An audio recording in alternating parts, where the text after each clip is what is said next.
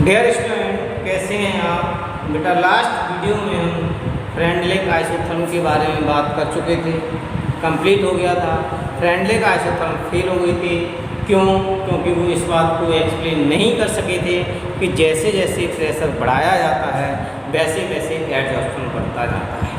यदि प्रेशर को इनफाइनाइट कर दिया जाए तो क्या एडजॉर्प्शन इनफाइनाइट तक होगा? इस बात को फ्रेंडलिक जो बेटा एक्सप्लेन नहीं कर सके, लेकिन एक अनदर साइंटिस्ट थे,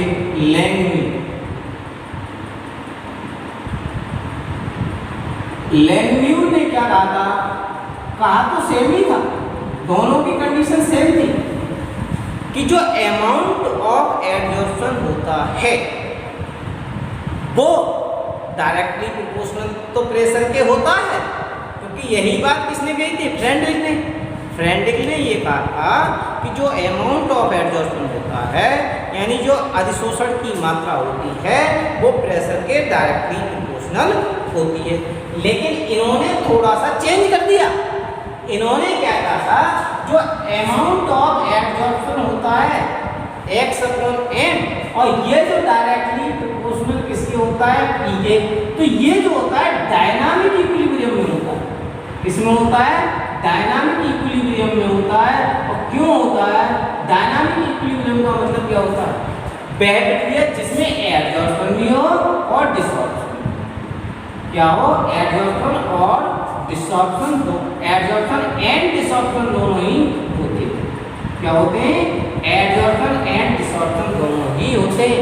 इन्होंने ये कहा था कि जैसे सपोज करो कोई ये मेरी मेटल सरफेस है, इन्होंने कोई मेटल ले ली। अब इस मेटल की सरफेस पर ये मेटल किसका कार्य कर रही है? एडजॉर्बेंट का। किसका कार्य कर रही है? एडजॉर्बेंट का कार्य कर रही है। और इस पर एडजॉर्बेंट आकर चिपक जाएंगे। क्या हो जाएंगे? एडजॉर्बेंट आकर ये इस पर चिपक जाएंगे। अब सपोज करो एडजॉर्बेंट तो बहुत सारे, यानी मॉलिक्यूल तो बहुत सारे फ्री घूम रहे हैं। तो अब जैसे जैसे प्रेशर बढ़ाएं, यदि प्रेशर को बढ़ाया जाए तो जो मॉलिक्यूल फ्री घूम रहे हैं, तो जो एडजॉर्बेंट फ्री घूम रहे हैं, जो चिपकने वाले फ्री घूम रहे हैं, तो यहाँ पर सरफेस तो है ही नहीं। जब सरफेस प्रोवाइड ही नहीं होगी उन्हें, तो वो चिपकेंगे कैसे? तो इन्होंने कहा था इसके साथ साथ कब चिपकेंगे? जब यहाँ पर डिसऑर्प्शन हो, यानी ये एक सपोज करो एक और एडजॉर्बेंट, यानी एक मॉलिक्यूल निकल गया तो दूसरा मॉलिक्यूल यहाँ पर आकर चिपक गया। तो इन्होंने इसमें इतना चेंज किया था, इन्होंने ये बताया था कि जो रेट ऑफ एडजॉर्प्शन होती है वो किसके बराबर होती है? रेट ऑफ डिसऑर्प्शन के बराबर होती है। यानी अधिशोषण की दर बराबर होती है विशोषण की दर। भाई हम कहीं जा रहे हैं, हमें कोई रास्ता ही नहीं मिलेगा। आपने देखा होगा कि ट्रैफिक जाम हो जाता है। कहीं कहीं ट्रैफिक में चले तो ट्रैफिक जब जाम हो जाता है, बहुत सारा ट्रैफिक हो जाता है, जब वहाँ रास्ता नहीं मिलते तो मोटरसाइकिल वाले भी नहीं निकल पाते।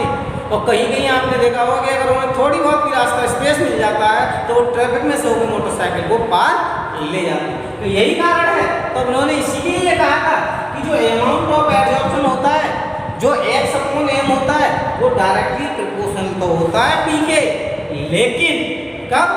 जब एडजॉर्प्शन के साथ साथ डिसऑर्प्शन भी होता है। यानी यदि एक बार एडजॉर्प्शन हो गया तो जब नेक्स्ट एडजॉर्प्शन जब होगा जब उसमें डिसऑर्प्शन भी होगा। यदि डिसऑर्प्शन नहीं होगा तो एडजॉर्प्शन नहीं होगा। इस बात को कहा था लैंगम्यूर ने, इसलिए ये फिनोमेना जो था इनका चलता रहा। तो इन्होंने ये बताया था कि रेट ऑफ एडजॉर्प्शन यानी अधिशोषण की दर, क्या लिखेंगे इसे? अधिशोषण की दर जो होती है ये बराबर हो जाती है रेट ऑफ डिसऑर्प्शन की। किसके बराबर हो जाती है? रेट ऑफ डिसऑर्प्शन यानी विशोषण की दर की। किसके बराबर हो जाती है? विशोषण की दर। यानी अधिशोषण की दर जो होती है वो बराबर हो जाती है किसके? विशोषण की दर की। और इन्होंने ये बताया था कि ये डायरेक्टली प्रोपोर्शनल होती है किसके? Rate of adsorption directly proportional होता है किसके? P के, प्रेशर के। और ये डायरेक्टली प्रोपोर्शनल होता है किसके? 1 - थीटा। किसके? 1 माइनस थीटा के, यानी rate of adsorption R A directly proportional होता है पी के, और ये डायरेक्टली प्रोपोर्शनल होता है 1 माइनस थीटा के। लेकिन rate of desorption R D directly proportional होता है किसके, पी के, इसके प्रोपोर्शनल होता है पी के। अब ये देखिए ये थीटा कहाँ से आ गया, ये थीटा क्या है, सबसे मेन बात आती है कि ये थीटा होता है, ये थीटा जो होता है जो ऑक्युपाइड साइड होती है, ऑक्युपाई साइड, यानी सपोज करो ये मैंने एक मेटल ली, इसकी चारों सरफेस हो, कितनी सरफेस हो गई, 4 सरफेस हो गई, 4 में एक तो नीचे रख जाएगी, ये 3 सरफेस हो गई, और इन तीनों सरफेस पर क्या हो गया हमारा एडजॉर्प्शन, क्या हो गया एडजॉर्प्शन। तो ये थीटा क्या है, ऑक्युपाई साइड, जितनी साइड से हमारा एडजॉर्प्शन हो रहा है, सपोज करो एक साइड पर हो रहा है तो एक सरफेस हो जाएगी, 2 पर हो रहा है तो 2 हो जाएंगी, 3 पर हो रहा है तो 3। अब इन्होंने जो आरे बताया था, यानी रेट ऑफ एडजॉर्प्शन अधिशोषण की दर इसके प्रोपोर्शनल होती है, डायरेक्टली समानुपाती होती है, किसके समानुपाती होती है, पी के। इसी तरह से अधिशोषण यानी विशोषण की दर रेट ऑफ डिसॉर्प्शन समानुपाती होती है किसके, प्रेशर के। इन्होंने क्या किया था कि इस प्रोपोर्शनलिटी को हटा दिया जाए, और ये क्या है हमारा अधिशोषण यानी एडजॉर्प्शन, तो यहाँ के ए मान लिया और यहाँ पर क्या मान लिया, के डी। तो क्या हो गया P इजिकल टू के ए 1 माइनस थीटा, ठीक है, और ये क्या हो गया हमारा P इजिकल टू के डी थीटा, क्या हो जाएगा ये हमारा के D theta, sorry R D यहाँ पर थीटा होगा, इसके डायरेक्टली प्रोपोर्शनल होगा थीटा। अब ये क्या होगा हमारा के डी थीटा हो गया, क्योंकि ये क्या प्रेशर ही तो डायरेक्टली प्रोपोर्शनल हो रहा है। इन दोनों को क्या करें हम इक्विवेलेंट में जब रख दिया तो क्या आ गया ये हमारे के 1 माइनस थीटा इजिकल टू के डी थीटा, क्या आता है हमारा ये के डी थीटा आता है। इससे क्या निकाल सकते हैं हम भाई, इस के की मल्टीप्लिकेशन यदि मैं इधर कर दूं तो क्या आएगा ये के माइनस के थीटा इजिकल टू के डी थीटा, ये हो जाएगा, क्लियर है। अब ये दोनों टर्म्स में एक तरफ ले लूं, इसे एक तरफ ले लूं, के इजिकल टू क्या हो जाएगा के डी थीटा प्लस के थीटा, थीटा को कॉमन ले लें, क्या हो जाएगा के इजिकल टू थीटा के डी प्लस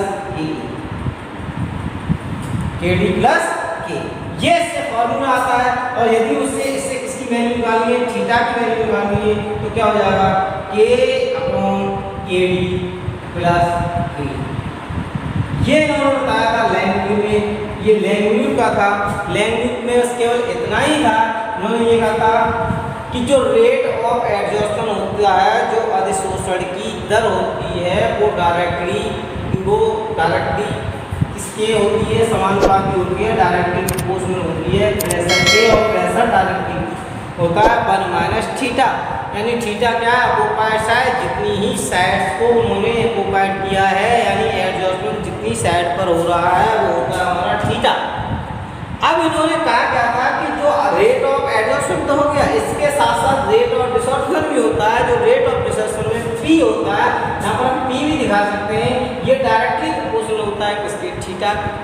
चलिए दोनों को बराबर रख दिया तो के 1 माइनस पी इक्वल टू के डी थीटा, के माइनस इसको इसमें मल्टीप्लाई कर दिया, क्लियर, जब इसको इसमें मल्टीप्लाई कर दिया तो के माइनस के थीटा इक्वल टू के डी थीटा, के इक्वल टू के डी थीटा माइनस प्लस के थीटा, और के इक्वल टू थीटा के डी प्लस के, और थीटा इक्वल टू आ गया हमारा के अपॉन के डी प्लस के।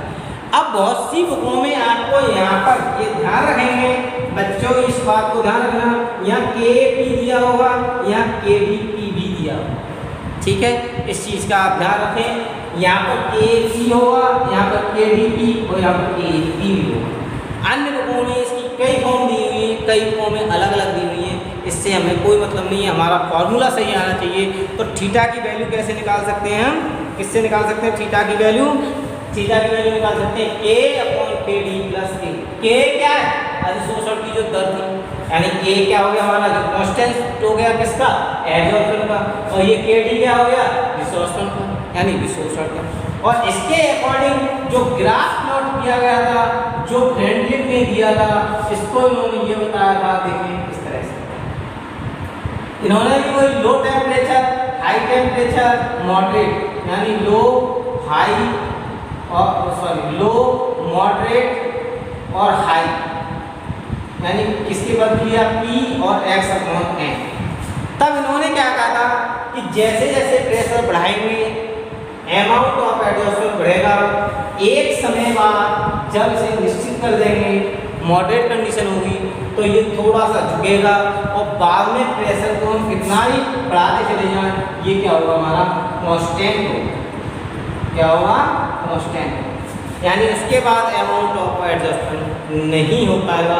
इस बात को लैंगम्यू ने क्या किया था? सिद्ध किया था। इसीलिए ये जो थे लैंगम्यू का जो आइसोथर्म था वो आज भी एप्लीकेबल है। फ्रेंडलिक का आइसोथर्म फेल हो गया था क्योंकि वो ये एक्सप्लेन नहीं कर सका था कि प्रेशर को यदि इनफाइनाइट कर दिया जाए, अनंत तक ले दिया जाए, तो क्या अवशोषण भी यानी एडजॉर्प्शन भी क्या होगा? अनंत तक होगा? ऐसा हो ही नहीं सकता। ठीक है, तो बेटा ये एडजॉर्प्शन आइसोथर्म फिनिश होता है। नेक्स्ट वीडियो में नेक्स्ट टॉपिक डिस्कस करेंगे कैटालिस्ट। ठीक है, ओके, थैंक यू।